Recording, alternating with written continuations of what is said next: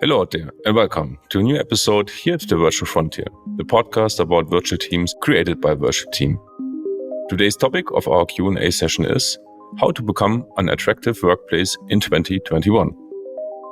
What can you do so your organization becomes a place where people love to work and you really cherish the people that work with you?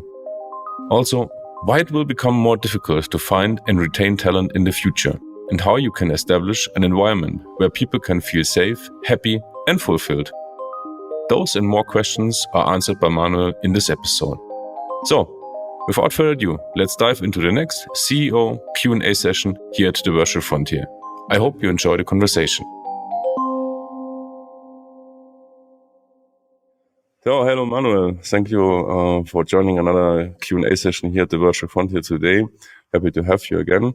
Our topic today is how to become a more attractive workplace in 2021 or in general. The workspace has shifted a lot during the pandemic and over the last couple of years. And it becomes for employees more and more important to be an attractive workplace. It's not just you hire someone and they get there and they just do their work. There's a bunch of things that come into the play. So my first question, just to start off today, is what changes you might have observed in the world of talent search, find, attract during the last year? Since so many things have changed, and especially we all shifted to remote work, and as it appears now, it will still stay for a while more, that everyone or a lot of people will work from home office or from wherever. So what changes might have noticed in this space? Good question. I think there are so many changes that I don't know where to start, but I think the biggest change is that people see remote work is possible. They know and understand how technology can make remote work possible, how to make it easier. And I think that triggers the need for more flexibility, for more self-determination of employees. And it's also the case that employees, especially those with high skills, they can find a job in days. And that makes it even harder for employers to attract these people and to keep these people. So I think since years, there is no guarantee anymore. There is not even a trend anymore that employees stay for years in the same business. I mean, 10 years and more, as it was like, I think, 1990s and so. No. But businesses need to be prepared more that their workforce changes. There will freelancers join, then there will be employees that stay in the business for a year, maybe then they have another job. So it cannot be just that the business consists of people that somehow try to get the work done. There must be systems that make knowledge persistent. And most importantly, these systems need to allow new talent to get onboarded fast and offboard them fast when they want to leave, but keep the knowledge in the business so that someone else that takes the job of the person leaving can be onboarded fast and efficiently. And I think a business needs to become more like a platform with tools and systems to attract the right clients, right? That's what you do with sales funnels, with automated sales funnels, same methodology. And on the other side, you need to have tools and systems to attract and find the right talent at the right time to deliver the services and products your client wants. So the business needs to become a platform using technology and funnels to attract the right talent and the right clients, and then let them collaborate efficiently on the platform, on the business. Mm-hmm.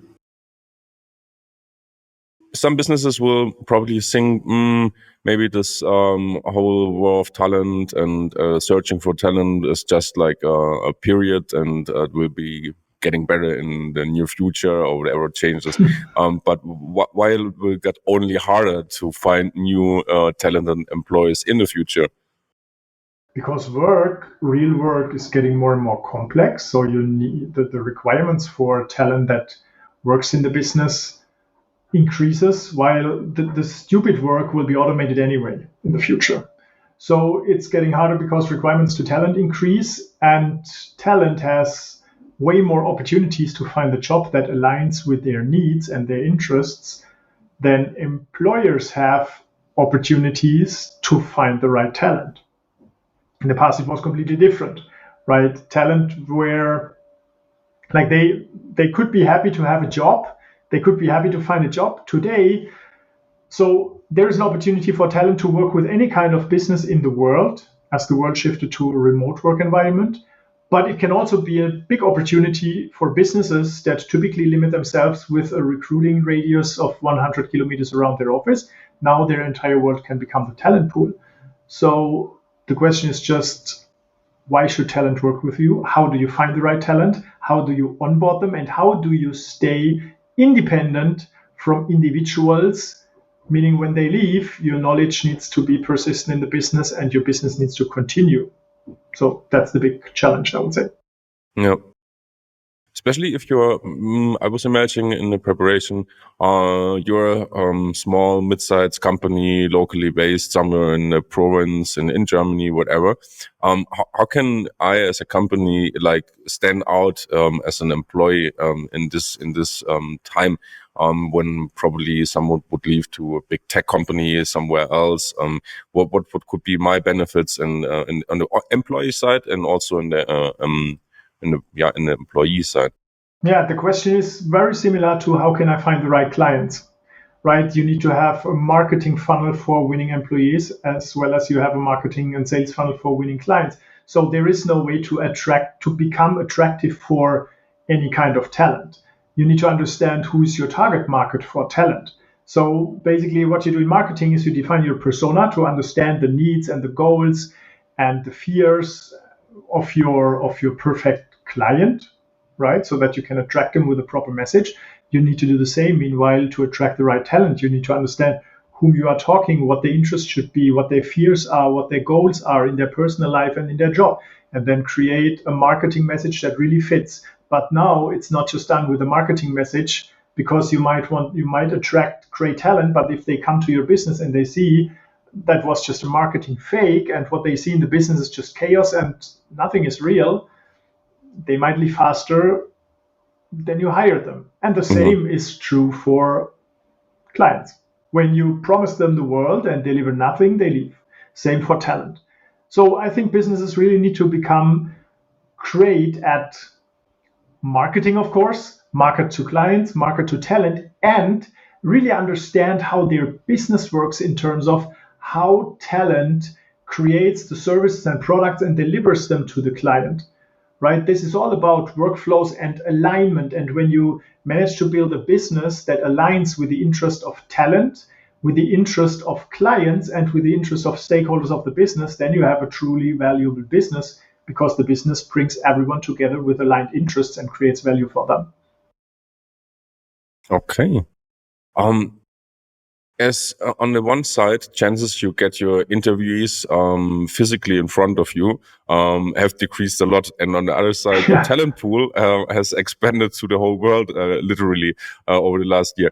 What do I need? And you just mentioned some of the parts, but maybe we can put some more additional content there. What do I need to change in my hiring and onboarding life cycle when I have like this huge shift in the hiring process? I think onboarding is a very crucial part because you can have the best talent. If they come to your business, they have no idea what you expect from them. They have no idea whom they can ask. They have no idea how they collaborate with others. And most importantly, they have no idea when they get a good rating about their job because there is no transparency and no proper expectation setting. That's the worst case. If you don't have that, you are lost. You can attract the best talent. They won't be successful in the business. What you need is, once you attract them, you need to onboard them, and onboarding needs to happen digitally. That means you need to have a structured process that consists of general onboarding to the business, like getting people access to all the tools, explaining them all the tools they need to use to do their job, explaining their role, and then onboard them to the team so they can understand how they collaborate with the team workflows, etc. Now, the big challenge is that most businesses, managers, business owners, they don't know that. They just know that they need some talent that gets some work done, but they are not specific about what they want, which skills they require, which KPIs the person should monitor, how the onboarding needs to be done, which training they need to provide, which coaching they need to provide. Because all these things that I just mentioned didn't exist in times when we had managers just telling people what they do and they were executing things with like dumb labor. But right now you want to have people that are able to manage themselves and work towards goals, not just work with command and execution. That's a different thing. So you need different kind of people, and that requires a different kind of onboarding. Basically, you need a self-onboarding. Literally, that's video trainings with tests, self-tests, not tests that I can tell you, Daniel, you failed, haha, but tests where talent can see, oh, I didn't understand that completely. So I ask my contact person and I go through the material again so that I can make sure at the end I pass this test. That means make knowledge persistent in a structured way, specifically to the roles that should onboard themselves. Then you have completely digitized onboarding process. You can digitally attract talent, onboard them automatically, coach them, train them all digitally. Yeah. Yeah, it's a whole education process to training, get training education to get your employee fit, and they get fit by themselves, right? Yeah. No. What happens when I forgot about things like obligating employees to be present certain amount of time per week in the office, get rid of vacation limits, approvals, office hours when they need to get log in, and isn't that going to result in a total mess? I asked that because I know we have also already implemented several of those things in our company. I didn't get a question, to be honest. I just heard a lot of words, but I didn't get them. Yeah, what happens if you forget about like obligating your employees to be present in a certain amount of hours per day in the office, get rid of vacation limits and approvals, office hours when they need to log in. So isn't that going to result in a total mess? Aha, I see. Yeah, of course. I mean, if you have a culture where everything depends on that, where everything depends on the presence of people for specific office hours in the office, where you have all the rules, who can go on vacation when, and you have the process to approve vacation, etc., and you like don't do this anymore from one day to another, I would say yes, you create a total mess and nobody knows what to do. That might rearrange in the future, but it will take some time, and I would say it creates a huge amount of chaos. But the thing you need to do first, because people are used to getting told what they are allowed to do and how they should do it. That's what happens in a typical hierarchical organization.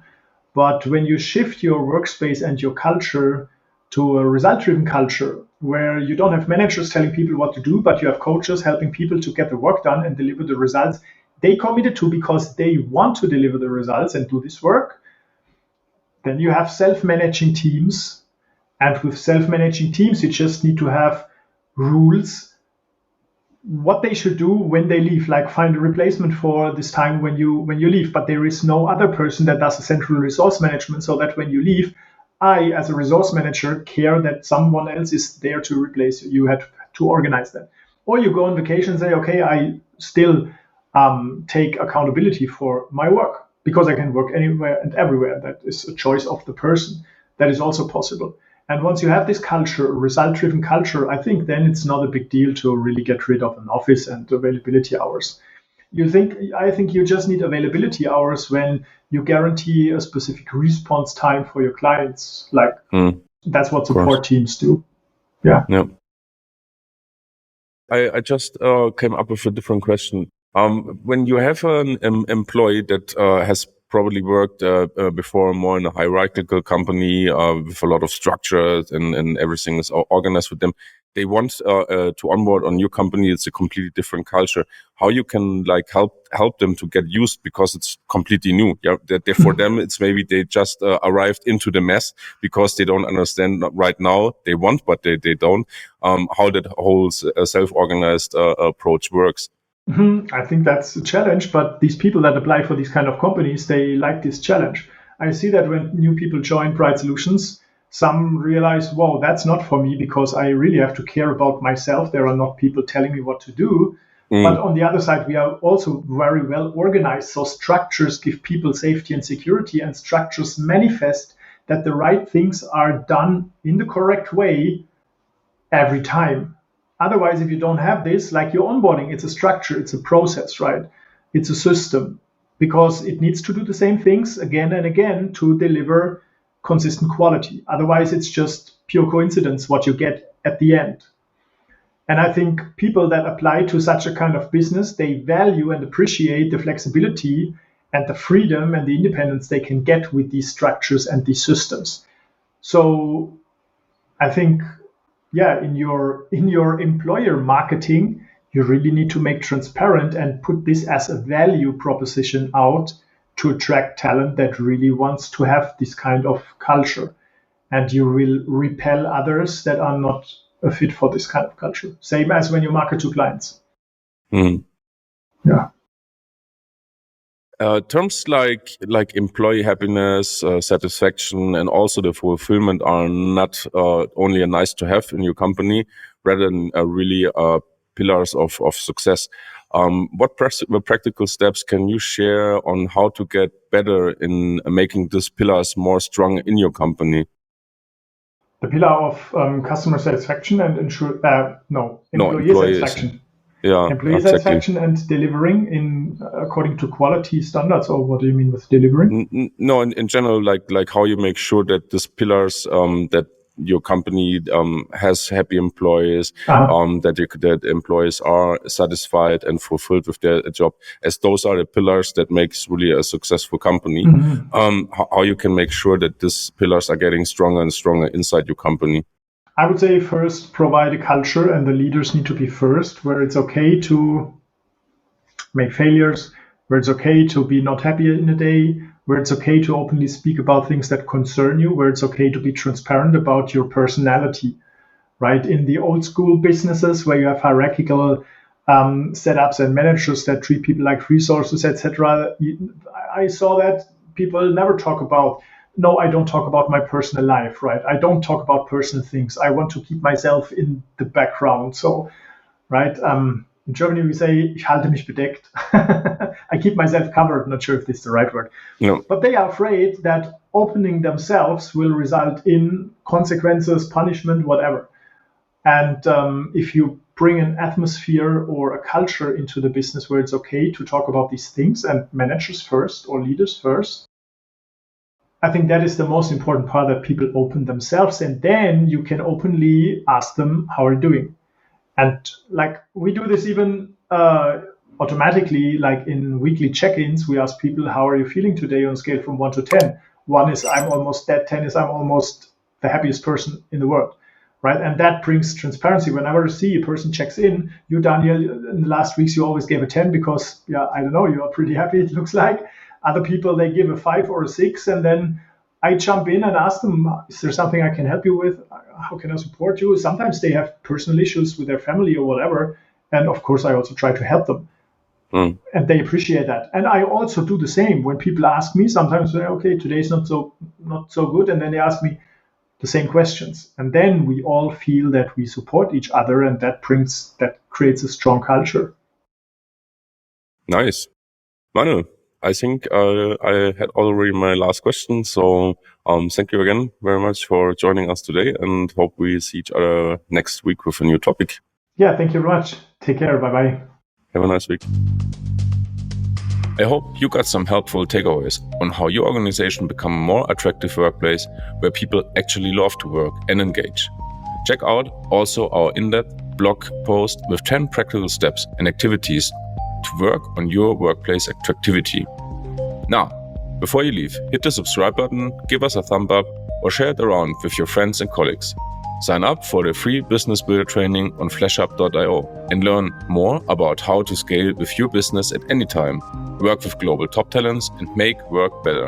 On behalf of the team here at the Virtual Frontier, I want to thank you for listening. So until the next episode, keep exploring new frontiers.